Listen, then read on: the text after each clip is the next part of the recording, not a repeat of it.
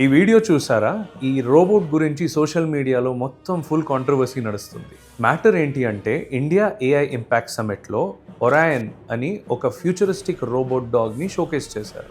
Stage మీద presentation చూస్తే full hitech స్టైల్లో ఉంది అండ్ నెక్స్ట్ లెవెల్ ఇన్నోవేషన్ లాగా బిల్డప్ ఇచ్చారు. చాలా మంది ఇది యూనివర్సిటీ ఓన్ క్రియేషన్ అని అజ్యూమ్ చేశారు. కానీ సోషల్ మీడియా జనరేషన్ని కన్విన్స్ చేయడం అంత ఈజీ కాదు. కొన్ని అవర్స్లోనే నెటిజన్స్ రీసెర్చ్ స్టార్ట్ చేసి అది Chinese company Unitree manufactured Chinese go two robotic dog అని ఐడెంటిఫై చేశారు. ఫోటో, స్పెసిఫికేషన్స్, డిజైన్, కంపారిజన్ అన్నీ ఆన్లైన్లో వైరల్ అయ్యి కాంట్రవర్సీ స్టార్ట్ అయింది. ఈ ఇన్సిడెంట్ క్లియర్గా ఒక లెసన్ ఇస్తుంది. ఏఐ ఎరాలో హైప్ క్రియేట్ చేయడం చాలా ఈజీ, కానీ ట్రాన్స్పరెన్సీ, ఒరిజినాలిటీ లేకుండా క్రెడిటబిలిటీ మెయింటైన్ చేయడం చాలా కష్టం. ఇంటర్నెట్ని అండర్ ఎస్టిమేట్ చేస్తే ఎక్స్పోజ్ అవ్వడం సెకండ్స్ మ్యాటర్.